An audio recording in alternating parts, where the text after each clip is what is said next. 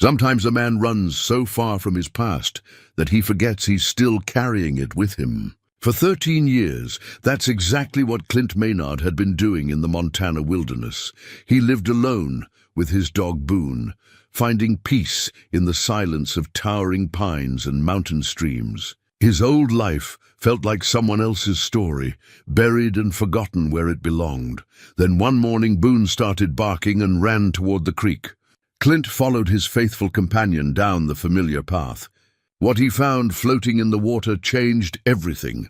There was a body wrapped in an old cavalry jacket, the same kind Clint had worn years ago as a young soldier. Inside the coat pocket was a letter with his name on it, written in his own handwriting from decades past. How does a letter you wrote as a young man find its way back to you after all these years? Before we jump back in, tell us where you're tuning in from, and if this story touches you, make sure you're subscribed, because tomorrow I've saved something extra special for you. The morning mist clung to the valley like an old man's breath on a cold day, rolling between the pines with the patience that only comes from understanding time. Clint Maynard stood at the edge of Willow Creek, his weathered hands trembling, not from the mountain chill, but from something deeper. Something that had been sleeping in his bones for longer than he cared to remember. Boone whimpered beside him, the golden retriever's usual enthusiasm replaced by an unusual stillness. The dog's brown eyes fixed on the floating figure as if he understood the gravity of what they'd discovered.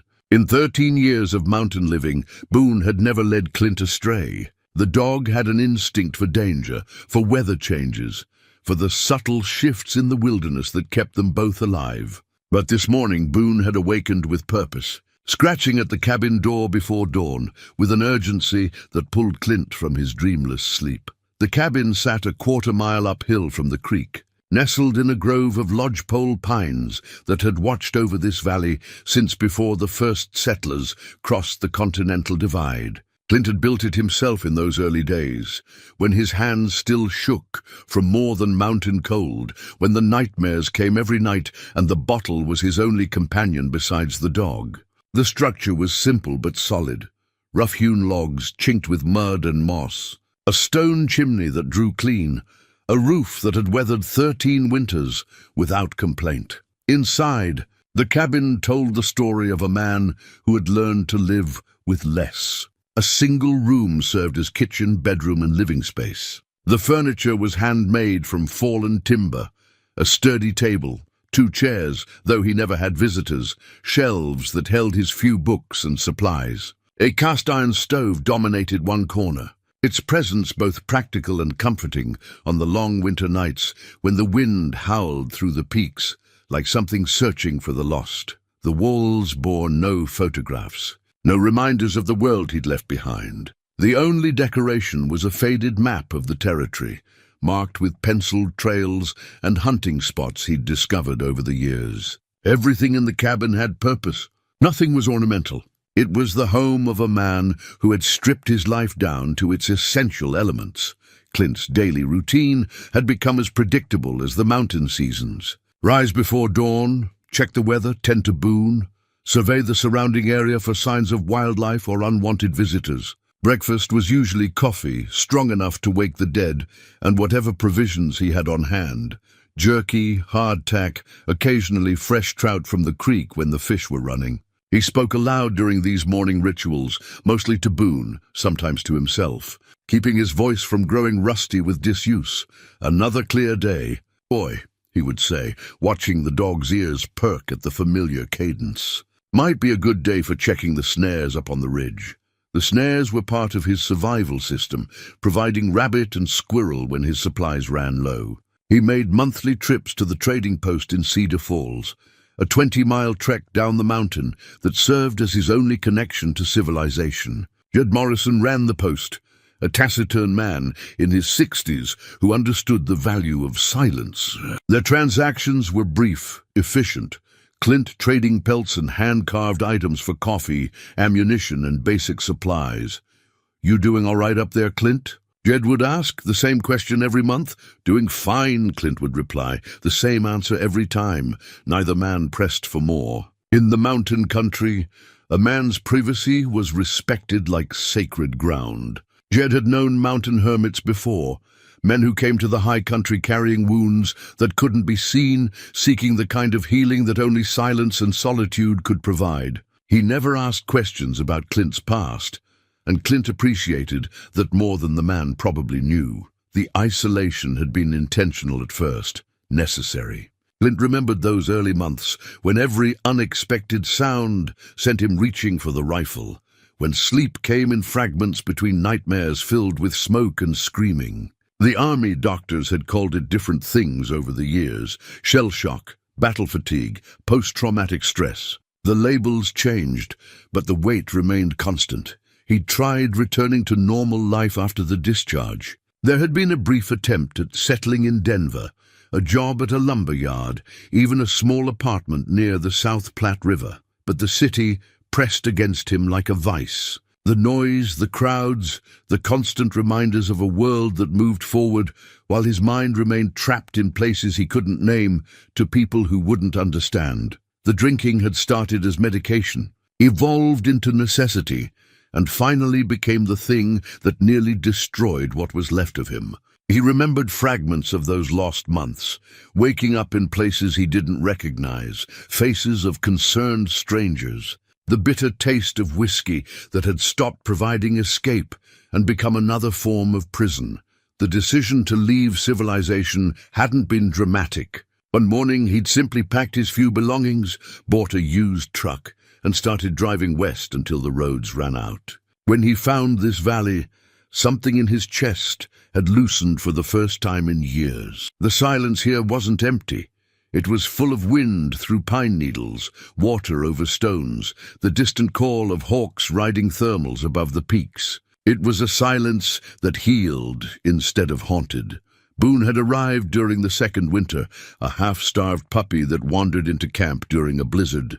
Clint had intended to feed the dog and send him on his way, but the little golden retriever had other plans. He'd curled up by the fire and appointed himself Clint's permanent companion. The dog filled a need Clint hadn't realized existed, something to care for, something that depended on him without asking questions about his past. "We make a good team, don't we, boy?" Clint would say during their evening walks, and Boone would wag his entire body in agreement. The years had passed quietly, marked by the changing seasons and the gradual healing that comes from consistent routine and purposeful work. Clint had learned to read the weather by cloud formations, to track wildlife by signs invisible to untrained eyes, to find peace in the simple act of splitting wood or mending tools. His hands, once trained for violence, learned gentler skills: carving, fishing, the delicate work of setting snares without causing unnecessary suffering. The nightmares came less frequently. Months would pass without dreams of burning villages or the faces of men he'd killed in the name of duty. The tremors in his hands, once constant reminders of battles fought in jungles half a world away, had faded to occasional shivers when the weather changed. He was healing, slowly but surely, in the way that broken bones mend when given time and proper care. But standing at the creek's edge, staring at the impossible sight of that cavalry jacket, Clint felt the familiar tightness returning to his chest. The past, it seemed, wasn't content to stay buried. It had found him despite his careful isolation, despite 13 years of deliberate forgetting. The body in the water was small, the size of a young man. Barely more than a boy, really. The cavalry jacket was Union blue, faded but unmistakable in its military precision. Brass buttons caught the morning light like distant stars. The fabric showed no signs of decay despite being in the water, as if time itself had preserved this moment for his discovery. Clint's mind struggled to process what he was seeing. He knew that jacket pattern, had worn one just like it during his service, but that was decades ago, during conflicts that belonged to history books, not to floating bodies in remote mountain creeks. The preservation was impossible. Cloth and leather should have rotted away long ago, yet this jacket looked as fresh as the day it was issued. The letter in the breast pocket was equally impossible. His name was written in his own hand, but it was the handwriting of a young man, firm, confident strokes that belonged to someone who hadn't yet learned that the world could break a person's faith in simple certainties. The wax seal that had protected it was unbroken, bearing an insignia he recognized but couldn't immediately place. Boone moved closer to the water's edge, his nose working to catch scents that might explain this mystery. The dog's behavior was strange, alert but not alarmed, as if he recognized something familiar in this impossible scene. Clint trusted Boone's instincts more than his own rational mind, and the dog's calm demeanor suggested that whatever they'd found, it wasn't a threat. "What do you think, boy?" Clint whispered, his voice carrying easily in the morning stillness. "You brought me here for a reason." The sun was climbing higher now, burning off the last of the mist and revealing the creek in sharp detail. The water ran clear and cold, fed by snowmelt from the peaks above. Fish moved in the deeper pools, cutthroat trout that had never seen a hook, their movements lazy and confident. Everything about the scene was peaceful, except for the floating figure that shouldn't exist. Clint knew he would have to retrieve the body. Examine it properly. Try to understand what force had brought this impossible thing to his doorstep. But for now, he stood in the gathering warmth of the morning sun, feeling the weight of 13 years' carefully constructed solitude beginning to shift and crack like ice in a spring thaw. Clint waded into the creek, the mountain water shocking his legs, even through his heavy boots. The current was stronger than it appeared from the bank, tugging at his ankles with persistent fingers that spoke of snowmelt and distant glaciers. Boone whined from the shore, pacing back and forth but refusing to follow his master into the water. "Easy, boy," Clint murmured, keeping his voice steady despite the hammering of his heart. "We need to bring him home."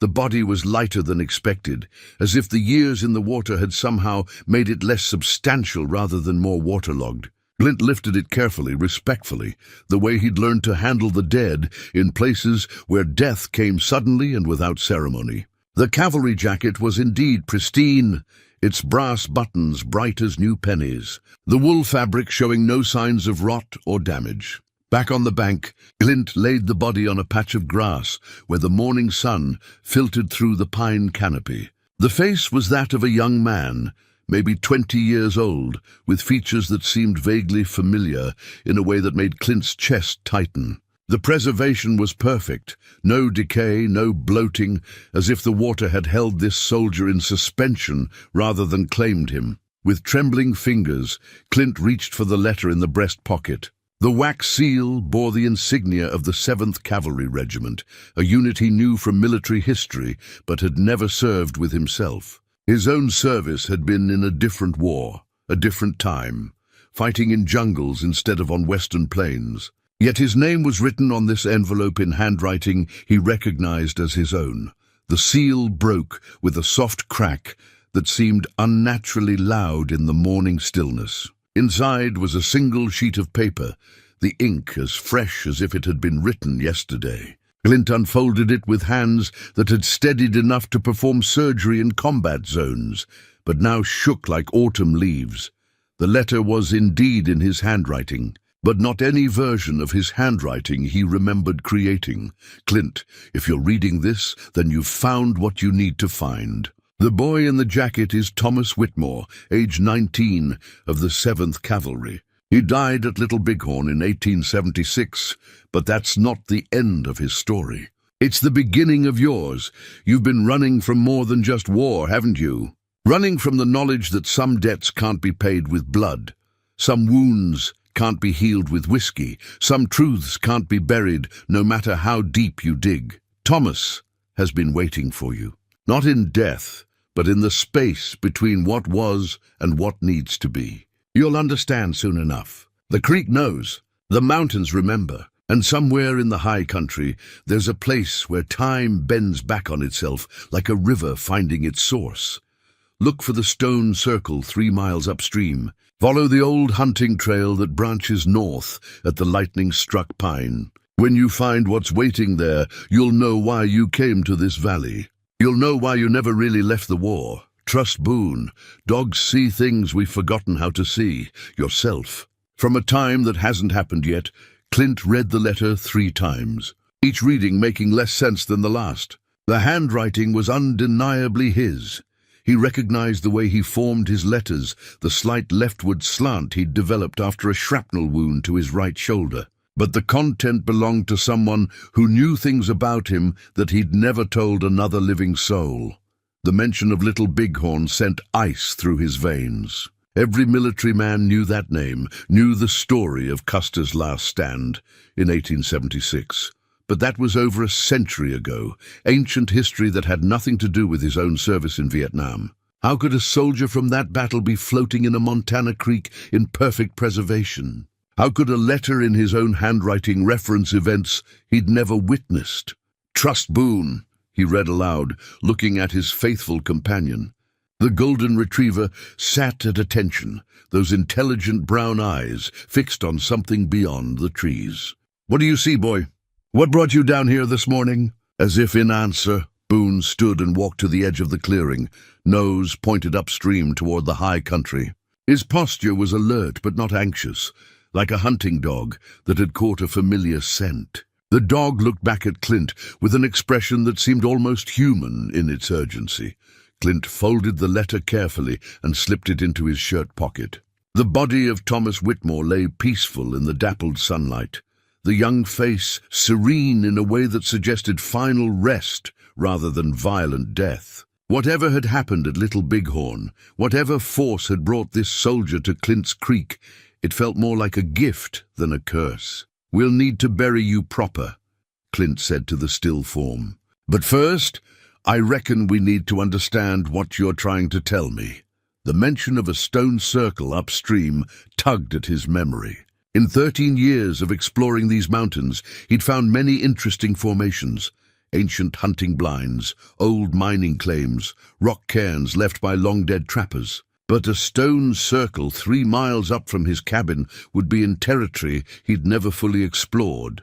High country, where the game trails became treacherous and the weather could turn deadly without warning. The lightning-struck pine was easier to place. He'd seen it during one of his early explorations, a massive ponderosa that had been split down the middle by some long-ago storm. It stood like a monument to nature's power, its blackened trunk visible from miles away. If there was indeed a hunting trail that branched north from that landmark, it was older than any path he'd discovered in his wanderings. Clint looked at the young soldier one more time, studying the peaceful features. There was something familiar about the face, something that nagged at the edge of recognition. The bone structure, the set of the jaw, even the way the hair fell across the forehead, it all seemed like an echo of someone he'd known. But that was impossible. This boy had died in 1876, more than a century before Clint was born. "Come on, boy," he said to Boone, who was still pointing upstream like a compass needle seeking true north. "Let's get Thomas back to the cabin. Then we'll see about this stone circle."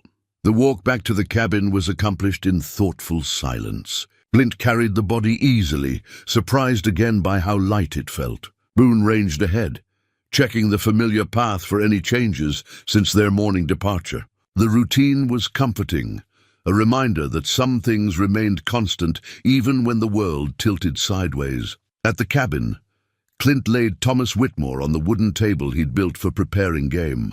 The cavalry jacket looked even more pristine in the indoor light, the brass buttons gleaming like they'd just been polished. Clint examined the uniform more closely, noting details he'd missed by the creek. The jacket bore the insignia of a private, but the craftsmanship was exceptional. Hand-stitched buttonholes, perfectly aligned seams, brass fittings that showed no signs of tarnish. It was the kind of uniform worn by a soldier who took pride in his appearance, who understood that military bearing was about more than following orders. More importantly, tucked inside the jacket's inner pocket was something else, a small leather journal also perfectly preserved. Clint opened it carefully, finding pages covered with neat entries in pencil. The dates began in the spring of 1876 and continued right up to June 25th, the day of the Battle of Little Bighorn. The final entry was brief but haunting. "Tomorrow, we ride with Custer. The scouts say there are more Sioux than we expected, but the colonel is confident. I dreamed last night of a cabin in the mountains, a place where time moves differently. If I don't make it home, maybe I'll find my way there instead." Clint closed the journal and sat heavily in one of his handmade chairs. The pieces of this impossible puzzle were falling into place in ways that defied rational explanation. A soldier from 1876 dreams of a mountain cabin. That same soldier dies at Little Bighorn, but somehow ends up perfectly preserved in a creek behind that very cabin. A letter written in Clint's own hand references events and knowledge that should be impossible. Outside, Boone began barking, not the excited yip of a dog who'd spotted a squirrel, but the deep, purposeful bark that meant something significant was approaching. Clint moved to the window and peered through the glass toward the tree line. 3 figures were walking up the path from the creek, moving with the measured pace of people who belonged in this landscape. As they drew closer, Clint could make out details that made his blood run cold. They wore cavalry uniforms, but these weren't preserved like Thomas Whitmore's perfect jacket. These uniforms showed the damage of battle. Tears, stains, bullet holes that spoke of violent ends. The men themselves looked solid enough, casting shadows and leaving footprints in the soft earth. But there was something translucent about them, as if they existed in the space between substance and memory. They walked with purpose toward his cabin, and Clint knew without doubt that they'd come for Thomas Whitmore. The time for rational explanations was over. Whatever was happening in this valley, whatever force had brought the past colliding into his carefully ordered present, it was just beginning. Clint's hand moved instinctively to the rifle, hanging above the fireplace, then stopped. Whatever was walking up his path, whatever purpose these figures served, violence wouldn't solve this mystery. He'd learned that lesson in jungles, where ghosts of a different kind had haunted his dreams. Sometimes the only way forward was to face what you'd been running from. Boone's barking softened to a low whine as the 3 figures approached the cabin. The dog's tail wasn't wagging, but neither was his hackles raised. It was the cautious alertness of an animal, encountering something beyond normal experience, but not necessarily threatening. The knock on his door came soft, but firm, 3 measured raps that spoke of military discipline. Clint walked slowly across the room, his bare feet silent on the wooden planks he'd laid himself. Through the window he could see them clearly now. 3 cavalry soldiers in various states of ethereal existence, their uniforms bearing the same 7th Cavalry insignia as Thomas Whitmore's jacket. The man in front was older, maybe 30, with sergeant's stripes on his sleeves and a face that had seen too much even before death found him. His uniform showed a massive stain across the chest where blood had once flowed, now faded to brown shadows on the blue wool. Behind him stood 2 younger soldiers, privates by their insignia, both bearing wounds that told stories of a battle's final moments. Clint opened the door. "Mr. Maynard," the sergeant said, his voice carrying the solid authority of a man accustomed to being obeyed. "We've come for Private Whitmore." "I figured as much," Clint replied, stepping aside to let them enter. "Coffee?" The offer seemed to surprise them. The sergeant paused, glancing at his companions before nodding slowly. "That's kind of you. It's been a long time since anyone offered." Inside the cabin, the 3 spirits, for that's what they had to be, impossible as it seemed, arranged themselves around Clint's small table where Thomas Whitmore's body lay in peaceful repose. They moved with purpose, but also with reverence. Like honor guard come to collect a fallen comrade. Clint poured coffee into his 3 extra tin cups. The ones he'd kept out of habit, though he'd never had occasion to use them. The liquid steamed in the mountain air, and he was surprised to see the spirits actually lift the cups to their lips and drink. "Sergeant Marcus Webb," the older soldier introduced himself. "These are Privates Collins and Murphy. We served with Thomas at Little Bighorn." He paused, studying Clint's face. "You look like him, you know. Around the eyes especially." "Like who?" Clint asked, though something in his chest already knew the answer. "Like Thomas. Like you could be family." Webb set down his cup and pulled out a small item wrapped in oilcloth. "This belongs to you now. Inside the wrapping was a compass, brass and silver, with intricate engravings around the face. The needle spun wildly for a moment before settling on a direction that wasn't quite north, pointing instead toward the high country where the letter had mentioned a stone circle. "That's a spirit compass," Webb explained, "made by a Lakota medicine man who understood that some directions can't be found on any map. It points toward unfinished business, toward places where time has gotten tangled up in itself." Clint turned the compass over in his hands. The back was engraved with initials, TW to CM, until all debts are paid. The craftsmanship was exquisite, far finer than anything a common soldier could have afforded. "Thomas made it for you."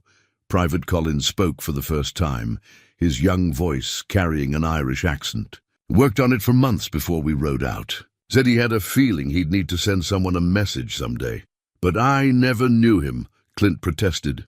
"I wasn't even born until—" "Time isn't a straight line up here," Murphy interrupted, his words carrying the soft drawl of the South.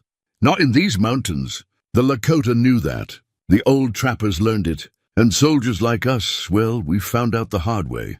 Webb stood and walked to the window, gazing up toward the peaks. "There's a debt that needs settling, Mr. Maynard, something that's been waiting more than a century to be made right. Thomas volunteered to carry the message because he said he understood about carrying burdens you never asked for."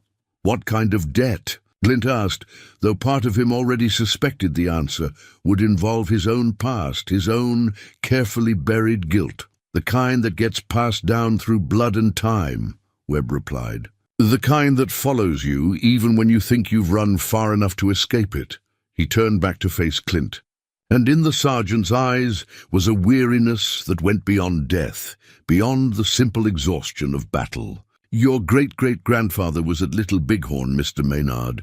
Corporal Charlie Maynard, 7th Cavalry, killed in the first charge along with most of his company. But before he died, he made a promise to Thomas Whitmore that never got kept." The name hit Clint like a physical blow. Charlie Maynard. He'd heard stories about a Civil War ancestor, fragments of family history that had been lost over the generations. His grandmother had mentioned a soldier in the family, someone who'd gone west after the war and never came home. "What promise?" Clint's voice came out rough, barely above a whisper. Webb reached into his jacket and pulled out a photograph, faded and cracked, but still visible. It showed 2 young soldiers standing beside a tent, arms around each other's shoulders, in the easy camaraderie of shared hardship. One was clearly Thomas Whitmore. The other had Clint's eyes, his jawline, his general build. Charlie promised to look after Thomas's sister if anything happened to him, Webb explained. "Girl named Sarah living in a settlement near Fort Lincoln. But Charlie died 20 minutes after Thomas in the same charge. The promise never got kept. Sarah waited for word that never came, died alone and forgotten while the newspapers wrote about Custer's glory." Private Collins leaned forward. "That's the debt, sir. A promise made by a dying man to another dying man, witnessed by those of us who lived long enough to see them both fall. Some debts follow bloodlines, get passed down until someone with the strength to carry them comes along." Clint stared at the photograph, seeing his own features reflected in a face from more than a century past. The resemblance was unmistakable, not just family similarity, but something deeper, as if the same soul had worn different faces across different times. "Why me?" he asked. "Why now?" "Because you're the first Maynard in 4 generations who understands what it means to carry the weight of things left undone," Webb replied. "Thomas has been waiting for someone who could make this right, someone who knows what it's like to survive when better men didn't." Murphy stood and walked to where Thomas's body lay peaceful on the table. "He's been holding this burden for all of us, sir, carrying the weight of that unfulfilled promise. It's time to let him rest." "But Sarah's been dead for over a century," Clint protested. "How do I keep a promise to someone who—" "The stone circle," Webb interrupted. "That's where time bends back on itself. That's where you can reach across the years and make things right. The Lakota called it a thin place, where the spirits of the past can touch the present, Boone had been sitting quietly throughout this impossible conversation, but now he stood and walked to the door, looking back at Clint with unmistakable purpose. The dog understood something that rational thought couldn't grasp. "He's been waiting for you too," Webb observed, watching Boone's behavior. "Animals know these things better than we do. They can sense when the natural order needs mending." Clint looked at the compass in his hands, its needle pointing steadily toward the high country. The brass felt warm against his palms, as if it carried some inner fire that had been burning for more than 100 years. "What happens if I can't do it?" he asked. "What happens if I can't make this right?" The three spirits exchanged glances, and for a moment their translucent forms seemed to solidify, becoming more real, more present. "Then Thomas stays caught between worlds forever," Webb said quietly. "And the next time guilt comes looking for a Maynard to settle with, it might not be so patient." The three spirits departed as quietly as they'd arrived, carrying Thomas Whitmore's body between them like a honor guard escort. Clint watched from his doorway as they moved down the path toward the creek, their forms growing more translucent with each step until they faded entirely into the morning mist. Only the spirit compass remained, its needle still pointing steadily toward the high country. Boone pressed against Clint's leg, offering the comfort that only a faithful dog could provide. The golden retriever's presence was solid and warm, a reminder that some things in this world remained constant even when the impossible became routine.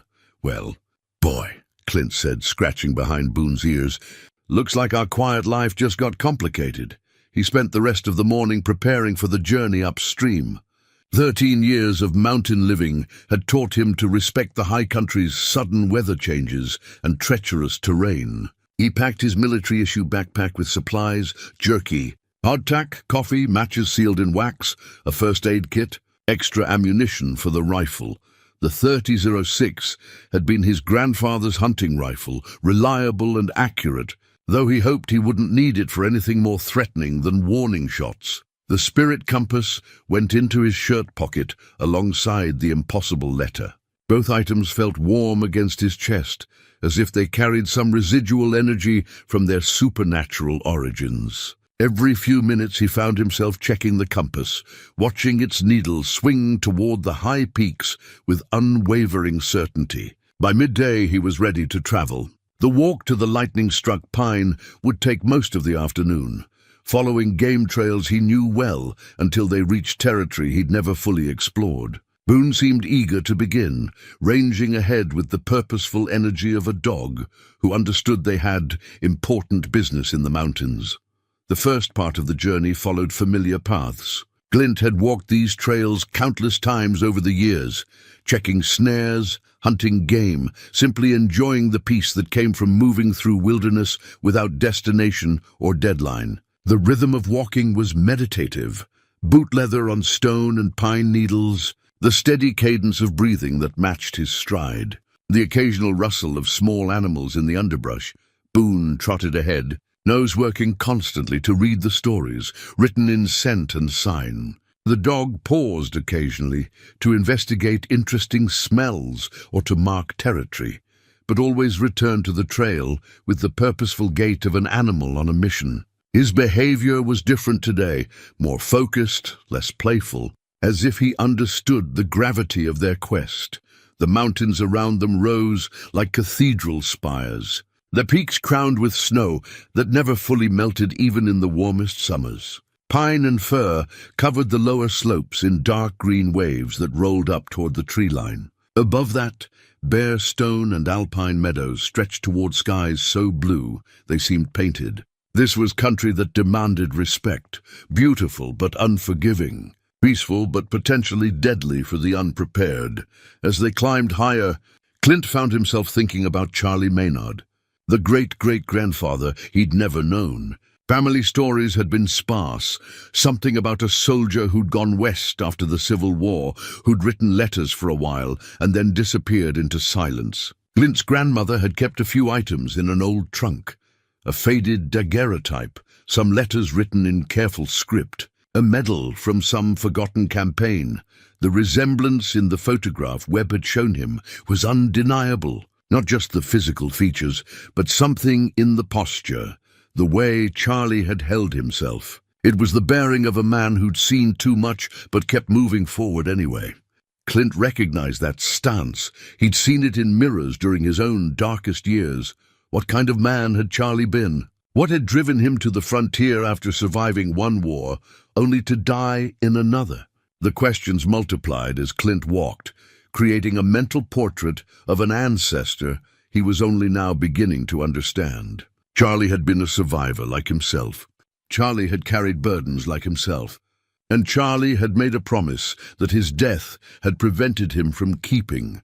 The weight of inherited responsibility settled across Clint's shoulders like a familiar pack. He'd spent 13 years trying to escape the obligations of his past, the duties and debts that had accumulated during his military service. Now it seemed the past had found another way to claim him, reaching across more than a century to demand payment on a promise he'd never made. But wasn't that always the way with family? The sins and debts of one generation became the burden of the next, passed down like genetic inheritance until someone finally found the strength or courage to break the cycle. Clint had thought his isolation in the mountains was an escape from that pattern.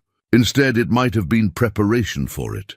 The lightning-struck pine came into view as the afternoon sun began its descent toward the western peaks. The massive ponderosa stood like a monument to nature's raw power, its trunk split cleanly down the middle by some long-ago storm. One half had died and weathered to silverbone, while the other half continued to grow. Green needles reaching toward the sky in defiant celebration of survival. Boone barked once and turned north, following a path that was barely visible among the fallen timber and undergrowth. The spirit compass confirmed the direction, its needle swinging to align with Boone's choice. This was the hunting trail mentioned in the letter, older than any path Clint had discovered in his years of exploration. The trail was narrow and treacherous, winding between massive boulders and fallen logs that spoke of avalanches and storms from decades past. The footing was uncertain, requiring careful attention to each step. This wasn't country for casual hikers. It demanded respect and experience from anyone foolish enough to venture into its embrace. As they climbed higher, the air grew thinner and colder. They were approaching the altitude where trees gave way to alpine meadows, where the weather could change from sunshine to deadly storm in minutes. Clint checked his watch and calculated the remaining daylight. They had perhaps 3 hours before sunset, enough time to reach the stone circle if it wasn't too much farther ahead. The trail crested a ridge and opened into a high valley Clint had never seen before. It was a hidden pocket of the mountains, sheltered from wind and weather by surrounding peaks. A small lake reflected the sky like polished silver, fed by streams that cascaded down from glaciers above. Alpine flowers dotted the meadows in splashes of purple and gold. Their brief growing season concentrated into intense displays of beauty. And there, on a rise above the lake, stood the stone circle. It was smaller than Clint had expected, but somehow more impressive. Perhaps a dozen standing stones arranged in a perfect circle, each one taller than a man and carved with symbols that seemed to shift and change in the afternoon light. The stones were clearly ancient, weathered by centuries of mountain storms, yet they radiated a sense of purpose that spoke of deliberate construction rather than natural formation. Boone approached the circle cautiously, his usual exuberance replaced by respectful alertness. He circled the stones once, sniffing carefully at each one, before sitting at what appeared to be the entrance, a gap between two larger stones that faced east toward the rising sun. The spirit compass in Clint's pocket grew warm, then hot, its needles spinning wildly before settling on the center of the stone circle. Whatever force had guided them here, whatever power had preserved Thomas Whitmore across more than a century, it was strongest at this place where ancient stones held vigil over a hidden valley. Clint approached slowly, feeling the weight of history and obligation settling around him like mountain mist. Somewhere in this circle of stones, time bent back on itself. Somewhere here, a promise made at Little Bighorn could finally be kept. As Clint stepped between the standing stones, the world shifted in ways that had nothing to do with physical movement. The air grew thick and charged, like the moments before a thunderstorm, and sounds became muffled as if he were moving underwater.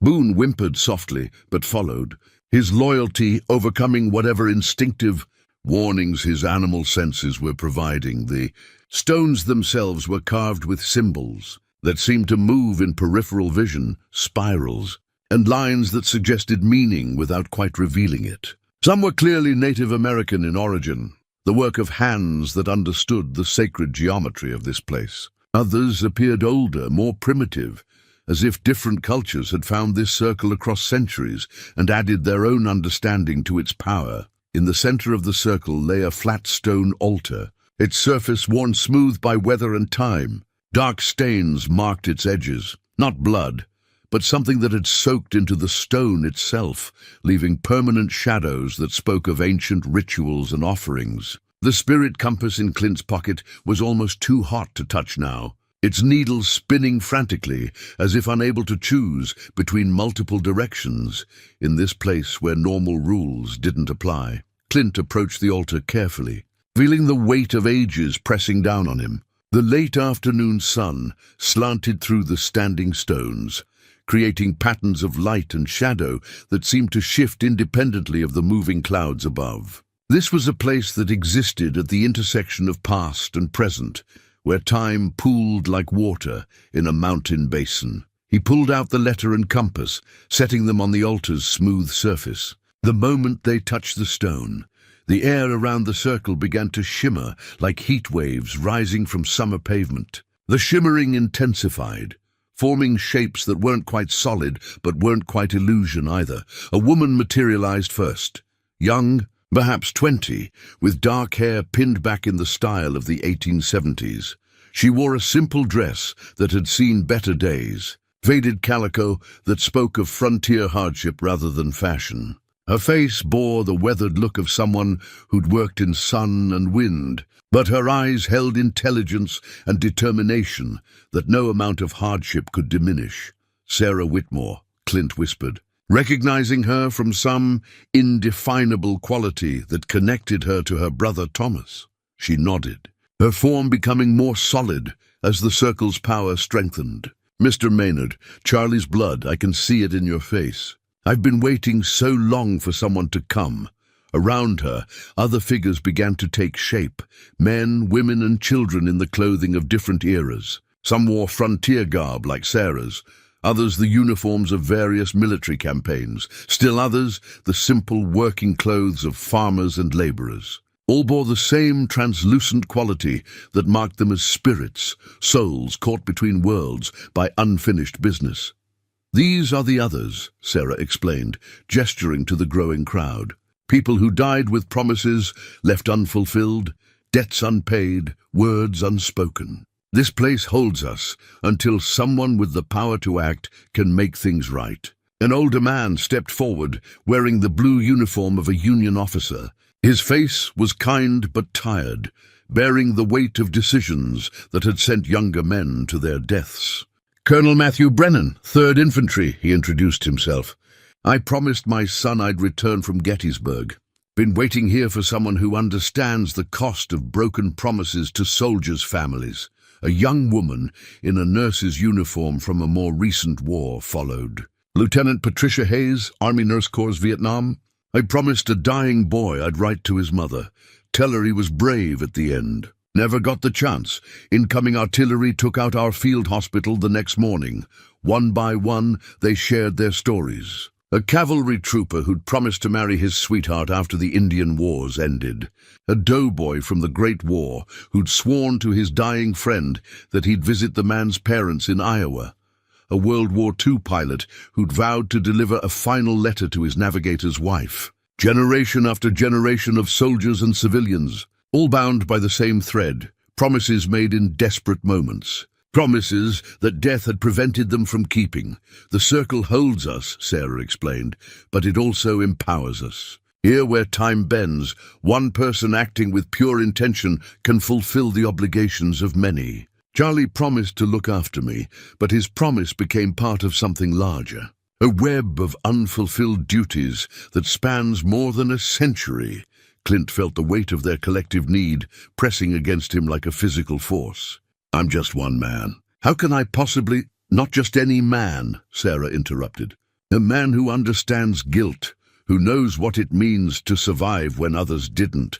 A man who's been running from his own unfulfilled promises for 13 years. The words hit like a physical blow. Clint's mind flashed to faces from his own war. Rodriguez, who'd asked him to tell his wife he loved her. Thompson, who'd wanted his parents to know he died without fear. Williams, who'd made Clint promise to visit his young son and explain why Daddy never came home. Promises Clint had intended to keep, but never quite found the courage to fulfill. You see, Sarah's voice was gentle but insistent. You carry the same burden we all do. The difference is you're still alive. You still have the power to act.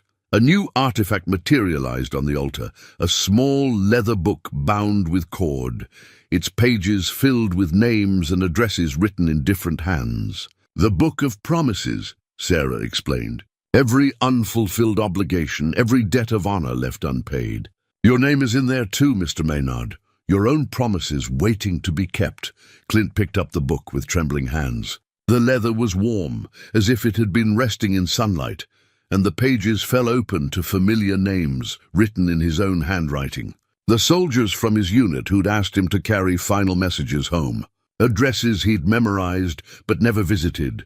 Words he'd sworn to deliver but had buried instead beneath whiskey and isolation. The Circle's power works both ways, Sarah continued. Help us fulfill our promises, and it will give you the strength to fulfill your own. Time bends here, Mr. Maynard. Distance becomes meaningless. One visit to one family can reach across decades to comfort another. Boone had been sitting quietly throughout this supernatural conference, but now he stood and walked to Clint's side. The dog's presence was grounding, a reminder of loyalty that transcended human complications. Boone had never made promises he couldn't keep, never carried guilt over words left unspoken. His devotion was simple and complete. How does it work? Clint asked, though part of him already understood. The Circle wasn't just a place, it was a doorway, a focal point where intention could reshape reality. Act with pure purpose here, and the effects would ripple outward through time and space. Choose one promise to begin with, Sarah advised. Speak it aloud in the Circle's center. Let the power here guide you to the right person at the right time. Trust that the message will reach its destination, regardless of how many years have passed. The assembled spirits watched expectantly as Clint opened the Book of Promises to the first page. There, in his own handwriting, was Rodriguez's wife's name and the address of a small house in San Antonio, Texas. Below it, the words he'd promised to deliver. Tell Maria I loved her more than life itself. Tell her the last thing I saw was her face. And it made dying easy. Clint had never understood how those simple words could possibly comfort a widow. But standing in the Circle, surrounded by generations of unfulfilled obligations, he began to see the larger pattern. Love transcended death, but only if it was allowed to complete its journey. Messages needed to reach their destinations. Promises needed to be kept. Rodriguez first, he said aloud, his voice carrying clearly in the charged air of the Circle. Maria Rodriguez in San Antonio. She needs to know her husband died thinking of her love. The moment he spoke the words, the Circle erupted in light.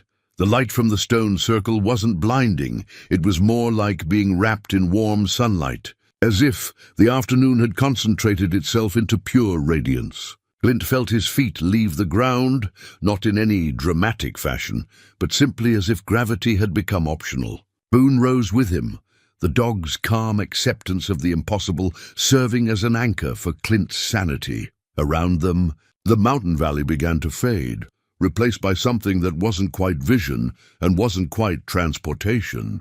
Colors blurred and shifted, showing glimpses of different places, different times. Clint saw flashes of battles he'd fought, cities he'd never visited, faces both familiar and strange. The circle was showing him the connections between all promises, all debts of honor that bound human hearts across time and distance. When the light faded, they stood on a quiet street in San Antonio, Texas. The sun was setting over modest houses with small front yards, and the air carried the scent of mesquite barbecue and evening jasmine.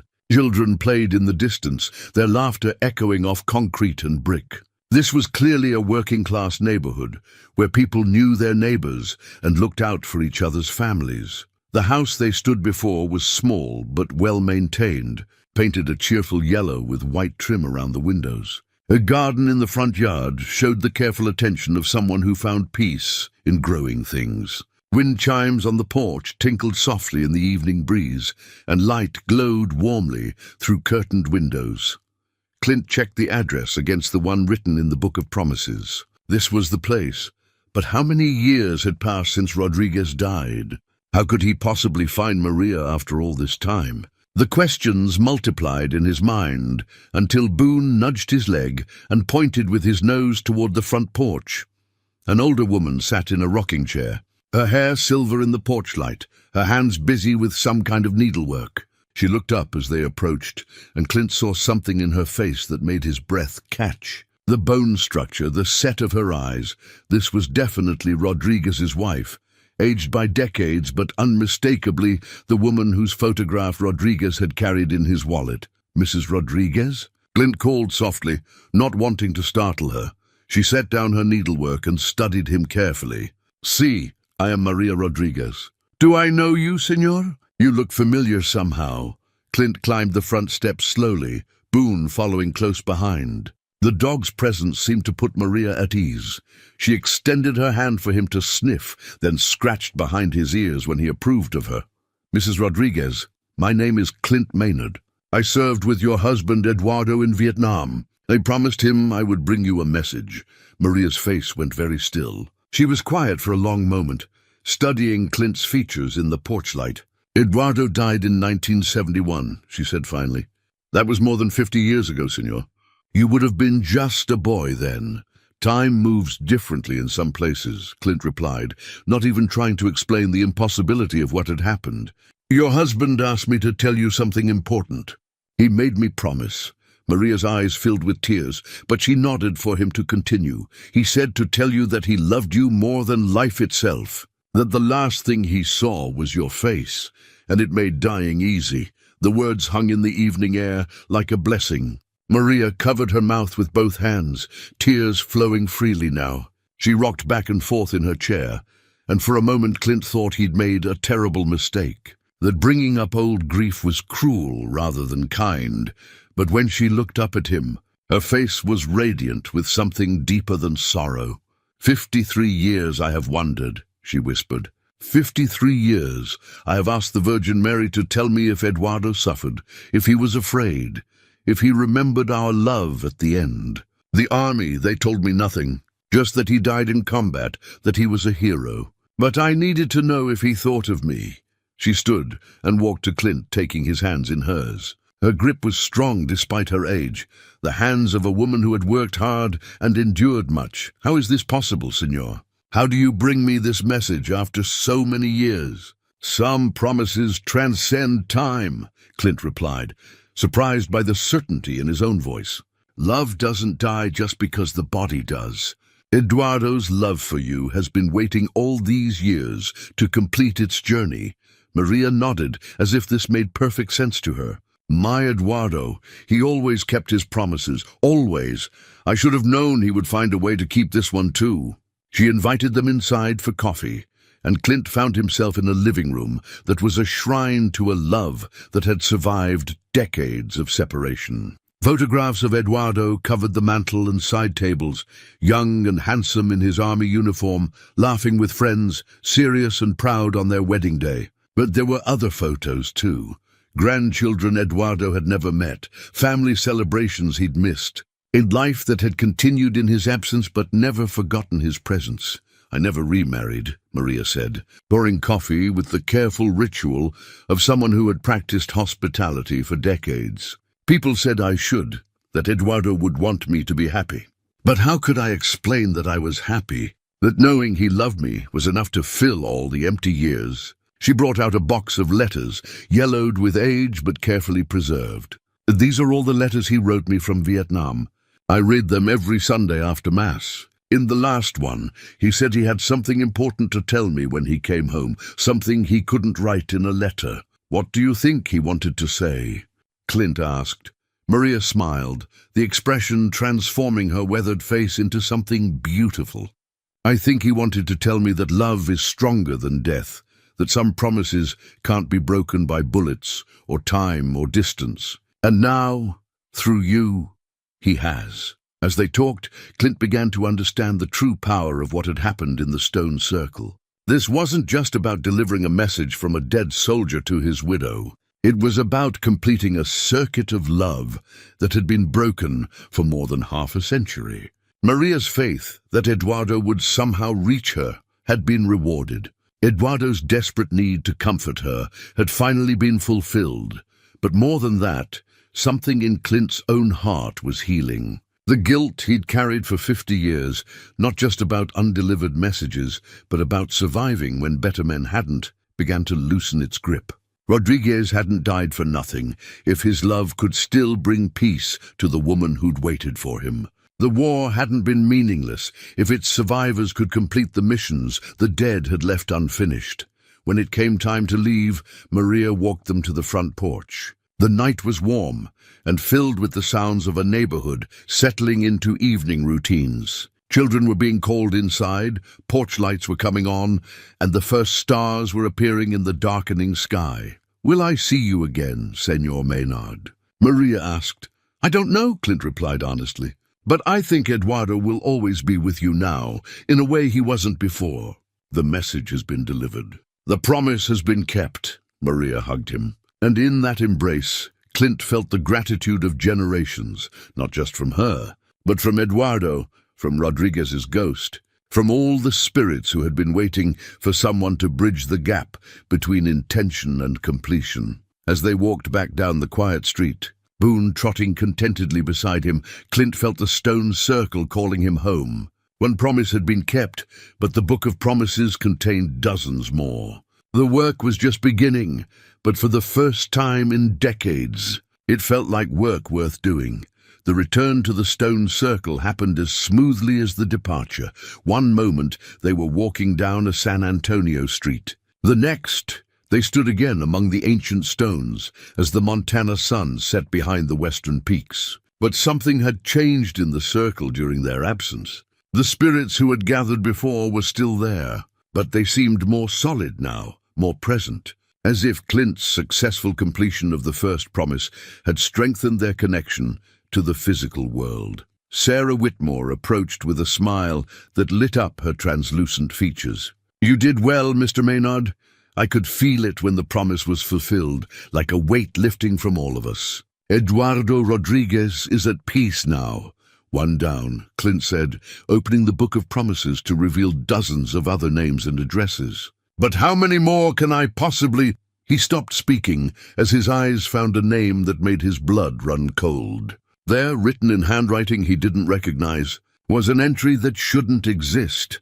Clint Maynard, promise made to himself, February 15th, 1972, to return home and make peace with Martha Maynard before it's too late. Martha, his sister's name, hit him like a physical blow. He'd deliberately avoided thinking about her for 13 years, burying the memory of their last conversation beneath layers of guilt and whiskey. Martha had begged him to come home after his discharge, to get help for what the war had done to him. But he'd been too proud, too angry, too convinced that his family couldn't understand what he'd seen and done. "I never wrote this," he said, holding up the book. "This isn't my handwriting." Colonel Brennan stepped forward, his weathered face grave. "The Book of Promises doesn't only record what people write down, son. It records what they carry in their hearts, even when they're too broken to admit it to themselves." "Martha died 3 years ago," Clint whispered. "I found out at the trading post. Jed Morrison gets newspapers from back east sometimes. Cancer. She was only 68. The words tasted like ashes in his mouth.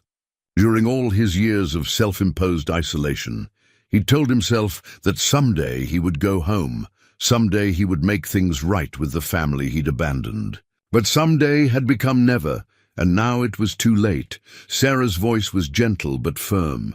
"Time bends in the circle, Mr. Maynard.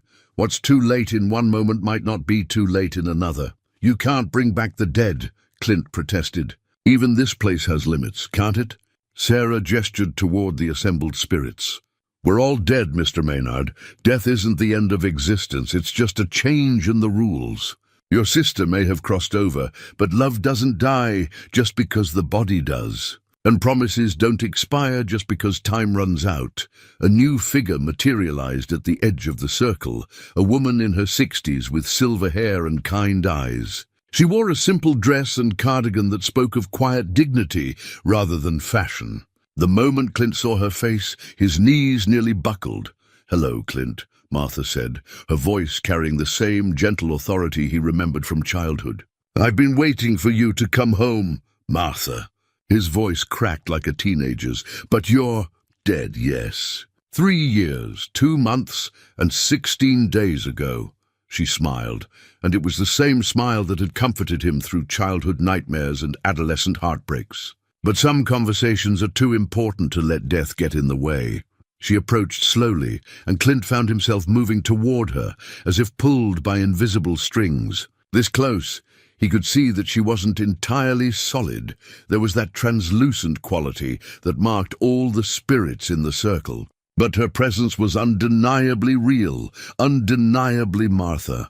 "I was so angry with you," she said, reaching out to touch his face with fingers that felt like cool mist. "For years, I was angry that you chose pride over family, that you let the war take you away from us even after you came home. But anger is exhausting, little brother. Eventually it just turns into sadness." "I couldn't come back," Clint said, tears he'd held back for decades finally breaking free. "I couldn't let you see what I'd become, what the war had made me. What had it made you?" Martha asked. "A man who was hurting, a man who needed help, a man who was so afraid of being a burden that he became one anyway by staying away." The words were like surgical instruments, precise and cutting. Clint had spent 13 years convincing himself that his isolation was noble, that he was protecting his family from his darkness. But Martha's presence in the circle forced him to confront a more uncomfortable truth. He'd been protecting himself from their love, afraid that it wouldn't be enough to heal wounds that felt too deep for any medicine. "I killed people, Martha. Children sometimes when the fighting got confused. I did things that you were ordered to do by men who sent you to fight a war they didn't understand," Martha interrupted. "You think you're the first soldier to come home carrying blood on his hands? You think Dad didn't have nightmares about the Pacific? You think Grandpa Charlie didn't see horrors at Little Bighorn?" The mention of their ancestor made Clint look up sharply. "You knew about Charlie?" Martha nodded. "I did the family research you were never interested in. Charlie Maynard wasn't just a cavalry trooper. He was a man who spent 3 years after the Civil War trying to drink away the memory of Antietam and Gettysburg. Sound familiar?" She pulled something from the folds of her dress, a leather journal bound with faded ribbon. "Charlie's diary. I found it in an estate sale in Montana, of all places. Amazing how family artifacts find their way back to where they belong." Clint took the journal with shaking hands. The leather was worn smooth by handling, and the pages were covered with entries in faded ink. As he read, a pattern emerged that made his chest tighten with recognition. Charlie Maynard had written about sleepless nights, about guilt over surviving battles that claimed better men, about the temptation to disappear into the wilderness rather than burden his family with his darkness. June 3rd, 1875. The dreams came again last night. Billy Morrison's face, right before the shell took him at Antietam. He was just a boy, barely 18, and he called for his mother at the end. I should have stayed with him, should have held his hand, instead of moving on to the next wounded man. Some burdens are too heavy for one soul to carry, but carry them we must. June 15th, 1875. Martha writes from back east, asking when I'm coming home. How do I tell her that home is a place I don't deserve anymore? How do I explain that the war follows a man wherever he goes? That distance doesn't heal what guilt has broken. He never sent the letters, Martha said quietly. There are dozens of them in the back of the journal. Letters he wrote to family, but never mailed. Just like you stopped writing to us after the first year. Clint flipped to the back of the journal and found them. Pages and pages of correspondence addressed to family members he'd never heard of. Expressing love and longing, but also fear and shame. Charlie had been trapped in the same cycle of guilt and isolation that had claimed Clint decades later. What happened to him? Clint asked. He joined the cavalry and rode west, looking for something clean and purposeful to die for. Found it at Little Bighorn, alongside Thomas Whitmore and all the other men who were running from ghosts they couldn't leave behind. The pattern was becoming clear. Charlie's undelivered letters, his promise to Thomas about Sarah, his death on a Montana battlefield, all of it connected to this moment, to this circle, to the possibility of breaking cycles that had repeated for generations. The circle brought me here, Clint said slowly, understanding dawning like sunrise. Not just to deliver other people's messages, but to receive one myself, Martha nodded. Love finds a way, little brother. Even across death, even across decades of silence. I forgave you long before I died, but you needed to forgive yourself. That's what this is really about, not just keeping promises to others, but keeping the promise you made to yourself to come home. She gestured to Charlie's journal. He's here too, you know, waiting in the circle with the rest of us, ready to complete his own unfinished business. As if summoned by her words, another figure materialized, a young man in cavalry blue, bearing the same facial features that marked him as family. Charlie Maynard stepped forward with the bearing of a professional soldier, but his eyes held the same haunted quality that Clint recognized from his own mirror. Great-great-grandson, Charlie said with a formal nod. I believe we have some family business to finish. Charlie Maynard stood with the bearing of a career soldier, but his eyes held the same hollow look that Clint had seen in his own reflection during the darkest years. This was a man who had carried the weight of survival beyond its breaking point, who had sought death in service rather than healing in life. You look like hell. Boy, Charlie said with the blunt honesty of a man who had nothing left to lose. Though I suppose I looked the same when I was running from ghosts. Running seems to be a family trait, Clint replied, surprised by the bitter humor in his own voice. Dying for other people's causes is another one, Charlie observed. The Maynards have a long history of volunteer heroism and subsequent self-destruction. Time to break that pattern.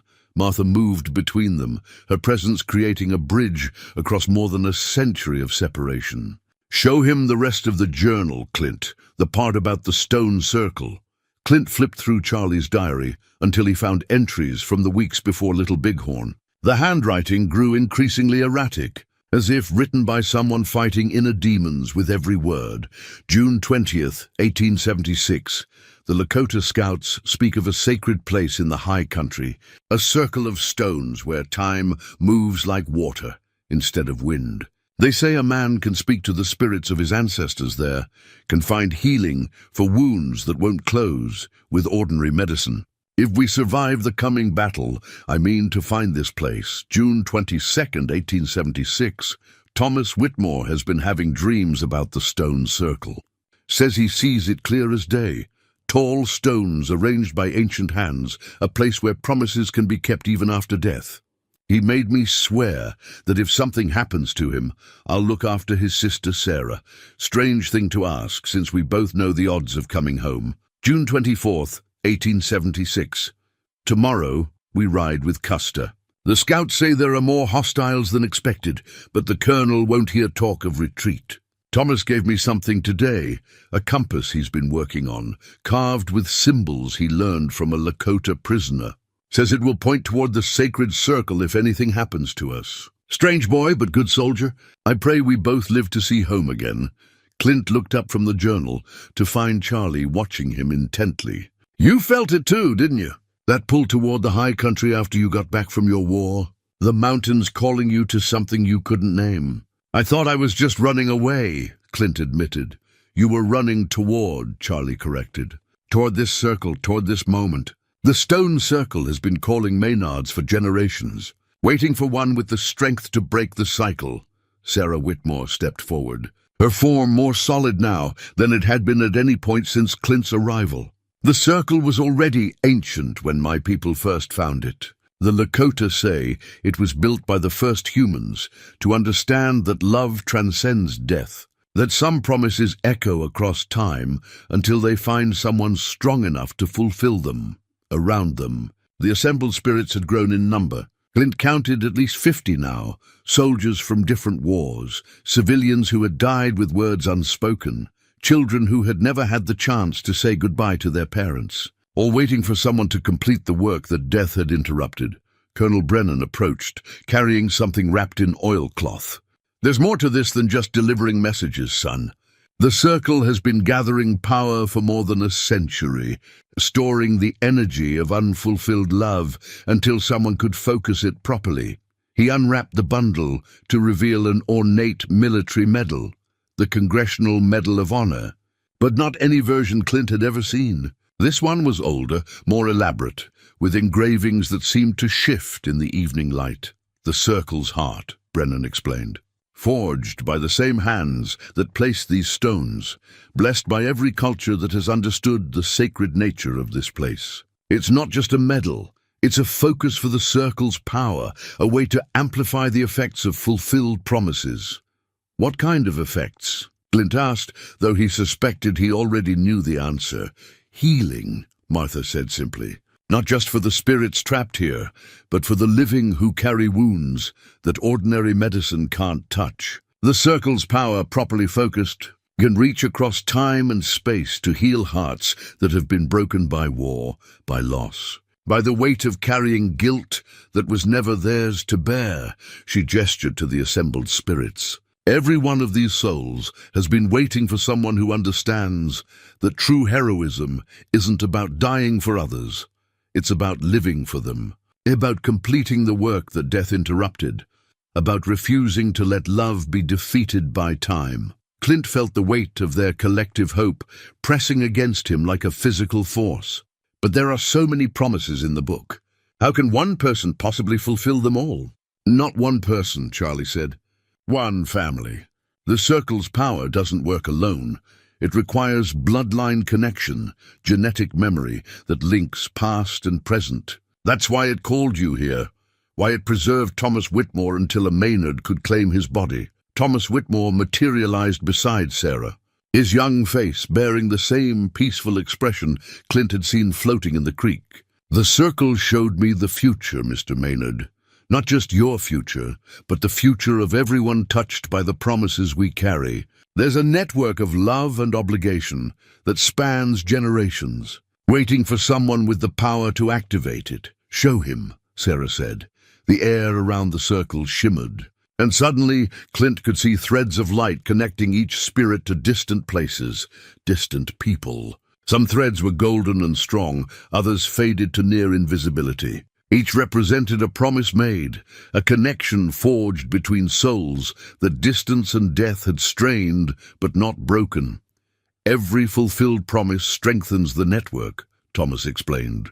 "Every completed obligation sends healing energy through the connections. Deliver enough messages, keep enough promises, and the circle's power becomes self-sustaining. Love begins to heal itself." Clint saw the pattern now, a vast web of human connection that had been damaged by war, by death, by the simple inability of mortals to complete what they had started.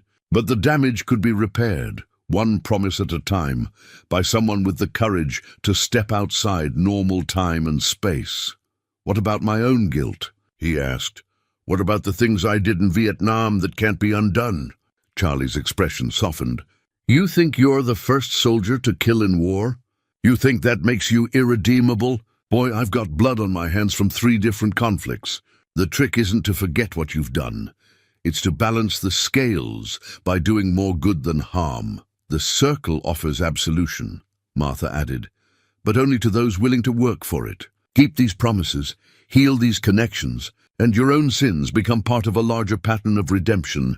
Lieutenant Patricia Hayes, The Vietnam nurse stepped forward with something in her hands, a small silver locket. This belonged to the boy I promised to write to his mother about. His name was David Chen, 19 years old, from San Francisco. He died holding this locket, asking me to make sure his mother knew he was thinking of her at the end. She pressed the locket into Clint's hands. It was warm to the touch, as if it had absorbed some essential quality from the boy who had died clutching it. His mother is still alive, Mr. Maynard, 93 years old and living in a care facility in Oakland. She's been waiting 54 years to know her son's final thoughts. How many more are there? Clint asked, though he already knew the answer would overwhelm him. Dozens, Colonel Brennan replied. But each completed promise makes the next one easier. The circle's power grows with use, and eventually, the network becomes strong enough to operate without constant intervention. Sarah moved to the altar at the center of the circle and placed her hands on the Book of Promises. There's something else you need to understand, Mr. Maynard. This isn't just about the past, it's about the future. Every generation produces its own crop of unfulfilled promises, its own burden of unfinished business. Someone needs to tend the circle, to ensure that love finds its way across time and distance. You're asking me to become some kind of guardian, Clint said. I'm asking you to become what you've always been, Martha replied. A man who understands duty, who knows the cost of leaving things undone. The difference is, this time you have the power to actually complete what you start, Boone, who had been sitting quietly throughout this supernatural conference, suddenly stood and walked to the edge of the circle. His behavior was alert, but not alarmed, the posture of a dog who had detected something familiar approaching. In the distance, Clint could hear the sound of footsteps on the mountain trail. "Someone's coming," he said. Charlie nodded grimly. The circle's power doesn't go unnoticed. There are others who know about this place, who would use its abilities for purposes that have nothing to do with healing. What kind of others? Clint asked, though the way Charlie's hand moved instinctively toward where his sidearm would have hung told him everything he needed to know. The kind who think power should be hoarded instead of shared, Martha said. The kind who would turn this sacred place into a tool for personal gain. The footsteps were getting closer now, accompanied by voices that carried the flat authority of men accustomed to being obeyed. Clint counted at least 3 distinct speakers, possibly more. Their approach was methodical, professional, not the casual pace of hikers, but the measured advance of people who knew exactly where they were going and why. "How long do we have?" Clint asked. "Long enough to prepare," Sarah replied, "but not long enough to complete all the promises. You'll have to choose, save yourself and leave this work unfinished, or stay and risk everything to heal what can be healed." Clint looked around the circle at the assembled spirits, at generations of unfulfilled love, waiting for someone brave enough to make it whole. Then he looked at Boone, whose steady gaze reminded him that some loyalties transcended self-preservation. "How do we fight them?" he asked. Charlie smiled, and for the first time since materializing, he looked like a soldier ready for battle rather than a man haunted by ghosts. "The same way Maynards have always fought, with everything we've got and no thought of retreat." The voices grew closer, and Clint could now make out specific words carried on the mountain wind. Military terminology, coordinates, tactical assessments delivered in the crisp cadence of professional soldiers. These weren't treasure hunters or curious hikers. They were operators, the kind of men who turned sacred places into strategic assets. 3 vehicles parked at the trailhead, one voice reported. "No signs of recent civilian activity. Target should be isolated." "Copy that, Alpha. Bravo team, what's your position on the eastern approach?" Clint felt his old military training kick in automatically, cataloging threats and calculating defensive positions. The stone circle sat in a natural amphitheater with limited approaches, which could work for or against them, depending on numbers and equipment. Against trained soldiers with modern weapons, his hunting rifle and 13 years of mountain living might not be enough. "How many?" Charlie asked, moving to Clint's side with the fluid economy of motion that marked experienced infantry. "At least 6, possibly more." They're coordinating multiple approach routes. Clint checked his rifle, ensuring the bolt worked smoothly. You were a soldier, Charlie. Any advice for fighting ghosts alongside the living? Same principles apply, Charlie replied grimly. High ground, cover, and make every shot count. The difference is, we've got advantages they don't expect. Sarah Whitmore moved to the center of the circle, her hands extended toward the ancient stones. The circle protects those who serve its purpose.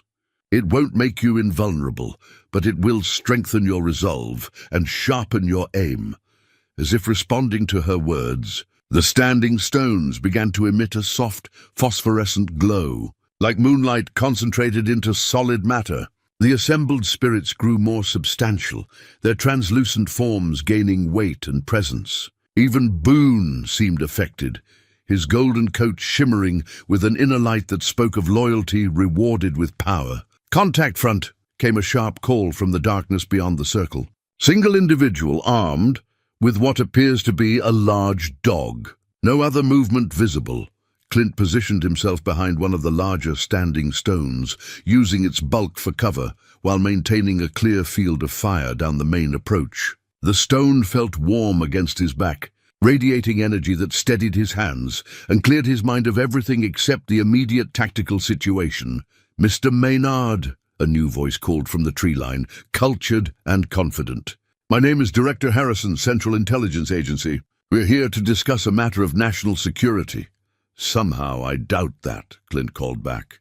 "The CIA doesn't usually travel in tactical teams to archaeological sites." A laugh echoed across the valley. "Fair point. Let's say we represent interests that understand the strategic value of what you've discovered here. This site has been classified as a potential asset since satellite reconnaissance detected unusual electromagnetic signatures 6 months ago. It's a sacred place," Clint replied. "Not a weapon. Everything is a weapon if you understand how to use it properly." Harrison's voice was getting closer, though Clint still couldn't pinpoint his exact location. "We know you've been experimenting with the Circle's capabilities. Our psychics detected significant temporal disturbances originating from this location. We're prepared to offer you compensation for your cooperation." The mention of psychics sent a chill down Clint's spine. If they had people who could detect the Circle's activities, then his mission to fulfill the remaining promises was already compromised. These weren't just soldiers, they were specialists trained to weaponize the supernatural. "What kind of cooperation?" Clint asked, buying time while scanning for movement in the shadows, access to the site for controlled experiments, documentation of the Circle's capabilities, training exercises to determine its potential for intelligence gathering and covert operations.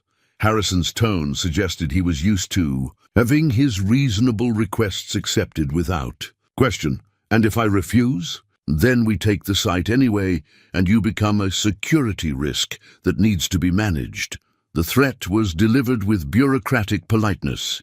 But Clint had heard that tone before in military briefings, where uncomfortable decisions were presented as operational necessities. These men would kill him if he refused to cooperate, then turn the stone circle into another tool for causes that had nothing to do with healing or love. "Counteroffer," Clint called back. "You leave now, and I don't have to explain to my ancestors why I let government spooks desecrate their sacred ground." "Your ancestors." Harrison's voice carried genuine interest now. "You've made contact with deceased individuals?" "Fascinating. Our research suggested that might be possible, but confirmation opens entirely new operational possibilities." Movement flickered at the edge of Clint's peripheral vision, someone trying to flank around the eastern side of the circle. He adjusted his position slightly, keeping the rifle ready while maintaining his conversation with Harrison. "Last chance to walk away," Clint warned. "I'm afraid that's not an option. Mr. Maynard, this site is too valuable to remain in civilian hands. Alpha Team, you are clear to engage."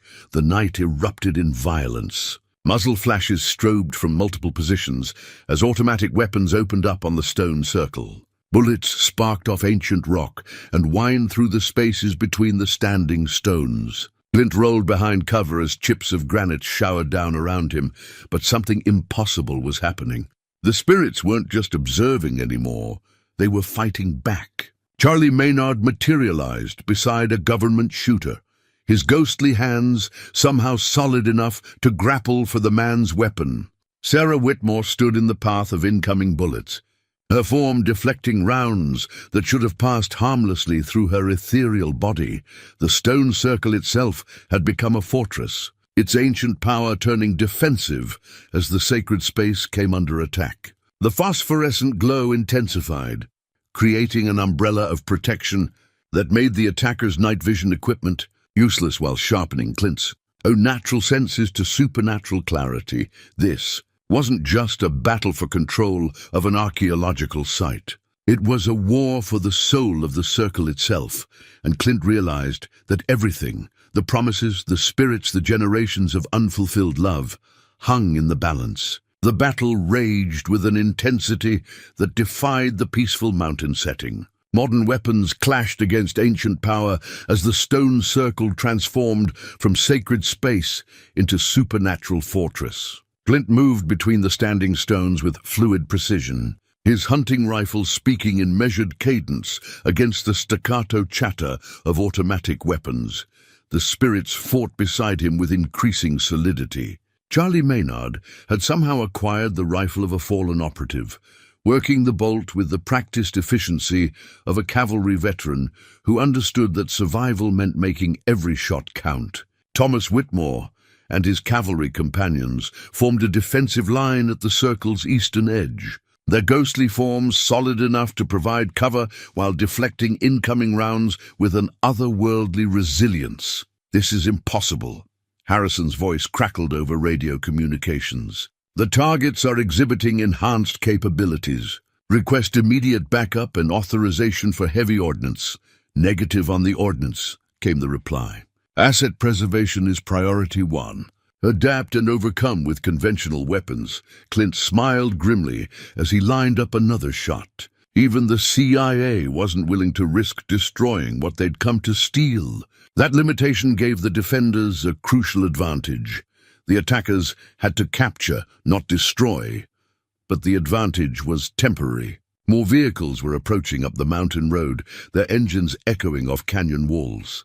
Harrison had called for reinforcements, and Clint's ammunition was running low. Worse, he could see government snipers taking positions on the surrounding ridgelines, their night scopes glinting in the circle's phosphorescent glow. "We can't hold them much longer," Charlie observed, ejecting an empty magazine and somehow producing another from his spectral equipment. "They've got us surrounded, and more coming." Sarah Whitmore stood at the center of the circle, her hands pressed against the altar stone as streams of energy flowed between her and the ancient monument. "The circle's power is building," she called over the gunfire. "But it needs focus, needs someone to channel it properly." She gestured toward the circle's heart, the ornate medal that Colonel Brennan had placed on the altar. The artifact pulsed with its own inner light, synchronized with the rhythm of the standing stones. "Clint, you have to complete the circuit. The medal isn't just a focus, it's a key. Use it to unlock the circle's full potential." "What about the promises?" Clint asked, ducking as another burst of automatic fire chewed chunks from the stone above his head. "All those messages that need delivering?" "The circle will remember," Thomas Whitmore replied, his young face serene despite the chaos around them. "Complete the circuit, and the network becomes self-sustaining. Love will find its own way home," Clint understood. The stone circle wasn't just a tool for delivering individual messages. It was a nexus point where human connection could be amplified and focused across time and space. With enough power, it could heal the broken connections automatically, sending comfort and closure to every unfulfilled promise in its network. But reaching the altar meant crossing 20 feet of open ground under direct fire from multiple positions. It was a suicide run that would make him a perfect target for every sniper on the ridgelines. "I'll cover you," Charlie said. But Clint shook his head. "This isn't your fight anymore, great-great-grandfather. You've done your part. Family fights together," Charlie replied firmly. "Always has, always will." The assembled spirits formed up around them, generations of Maynards and their companions, soldiers from different wars, united by the common cause of protecting something sacred from those who would corrupt it. Martha stepped forward, her presence bringing a moment of calm to the chaos. "Remember what I told you about forgiveness," she said, reaching out to touch his face with fingers that felt like cool mountain air. "This isn't about dying heroically. It's about living purposefully. Complete the circuit, little brother. Finish what we started." Clint nodded, checking his rifle one last time. 6 rounds left in the magazine, maybe 2 more in his pocket. Enough for covering fire, but not enough for a prolonged engagement. He would have to trust that the circle's power would protect him during the final dash to the altar. "On my mark," he called to the spirits. "Give me everything you've got." The response was immediate and overwhelming. Every ghost in the circle erupted into action, their forms blazing with supernatural energy as they provided covering fire, created distractions, and generally made life miserable for the government operatives trying to storm their position. Charlie and his cavalry comrades charged directly into the enemy lines, their spectral sabers somehow solid enough to disarm and disorient the attackers. Clint sprinted for the altar, zigzagging between the standing stones as bullets whined past his ears. A sniper's round sparked off the stone inches from his head. Another tugged at his sleeve without finding flesh. The circle's protective energy surrounded him like armor made of starlight and determination. He reached the altar and grasped the circle's heart with both hands. The moment his fingers touched the ancient metal, the world exploded into light. Energy flowed through him like electricity made of pure love, connecting him to every unfulfilled promise in the circle's network. He could feel Maria Rodriguez in San Antonio, finally at peace with her husband's memory. He could sense David Chen's mother in Oakland, waiting for news that was already racing toward her across the ethereal pathways. But most of all, he could feel the circle's true power awakening, not as a weapon, but as a healing force that would reach across time and space to mend what war and death had broken. The government operatives fell back, their weapons suddenly useless against power that transcended the physical world. Harrison's voice crackled over the radio one last time. "Asset is compromised. Recommend immediate withdrawal." As the tactical teams retreated down the mountain, Clint stood in the center of the stone circle, the circle's heart pulsing with gentle warmth in his hands. Around him, the spirits began to fade, not disappearing, but transforming into something lighter, freer, their earthly obligations finally fulfilled. The promises would find their way home now.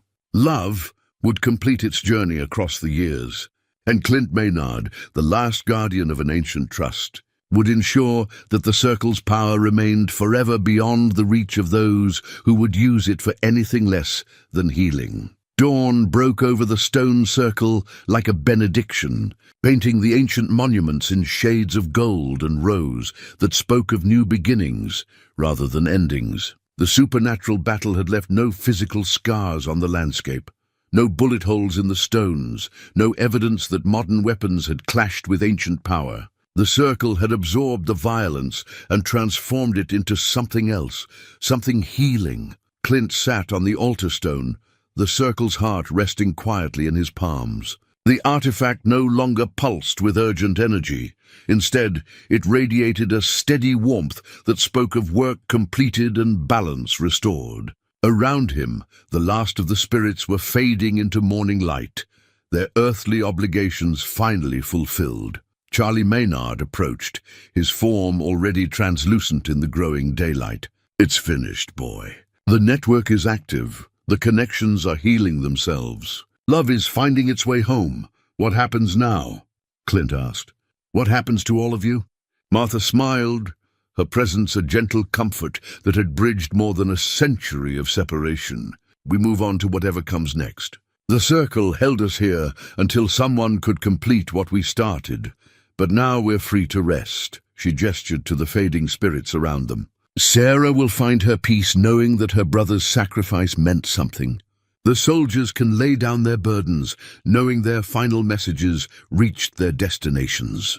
And you, little brother, can stop running from ghosts that were never really chasing you. Sarah Whitmore was the last to approach, her young face radiant with joy. In her hands, she carried something that made Clint's breath catch, a photograph that hadn't existed moments before. It showed a family gathering. Several generations posed around a Christmas tree with faces that bore unmistakable resemblances to both Sarah and Thomas. The network works in mysterious ways, she explained.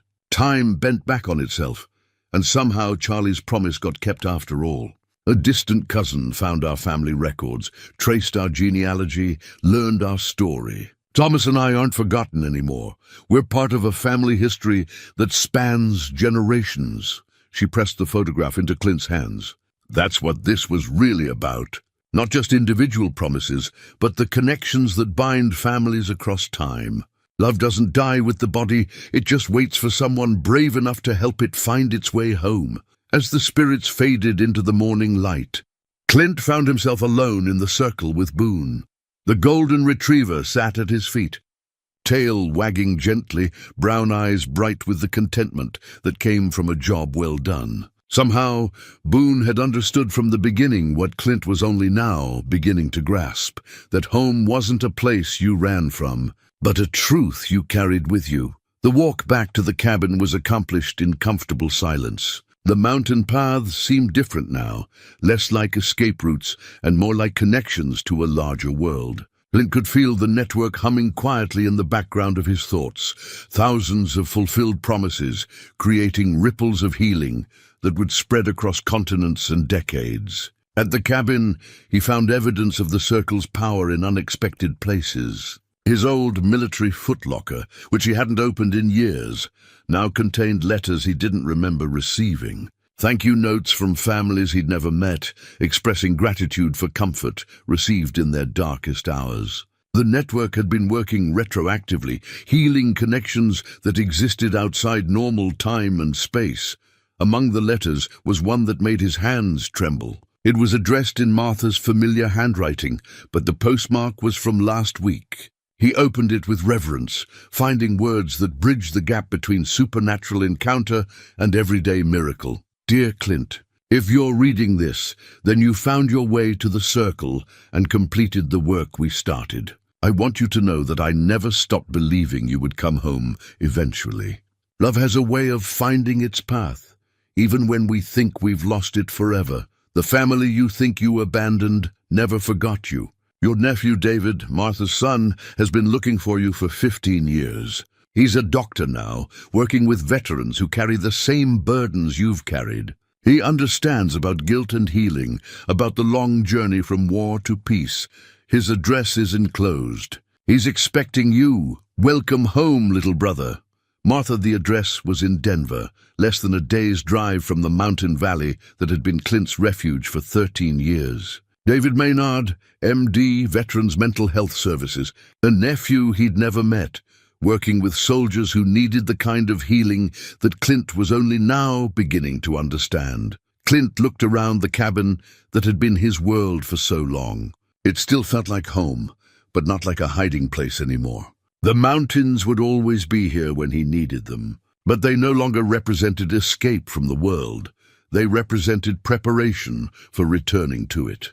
He began packing methodically, taking only what he truly needed. The spirit compass, the book of promises, Charlie's diary, and the circle's heart, artifacts that connected him to a heritage of service that transcended individual wars. Boone watched from the doorway, tail wagging, with the anticipation of new adventures. The truck started on the first try, despite 13 years of minimal use. As they drove down the mountain road, Clint caught glimpses of the stone circle in his rearview mirror, its ancient stones catching the morning light like beacons. The circle would remain, he knew, waiting for the next person who needed to understand that some promises transcend death, that love finds a way across any distance, and that coming home is always possible for those brave enough to try. At the trading post in Cedar Falls, Jed Morrison looked up from his newspaper with the expression of a man seeing a ghost. Clint? Good Lord, boy, where you headed? Haven't seen you come down the mountain with more than a day pack in over a decade. Going home, Jed, Clint replied, surprising himself with how easily the words came. Took me a while to remember where that was, but I think I've got it figured out now. Jed nodded, as if this made perfect sense. Family. Family, Clint confirmed, as they drove east toward Denver, toward a nephew who understood about healing, toward a future that finally felt possible. Clint realized that the Circle's greatest gift hadn't been the power to deliver messages across time. It had been the reminder that he was part of something larger than his own guilt, part of a network of love and obligation that connected him to both the living and the dead. The promises had found their way home. Now it was time for him to do the same.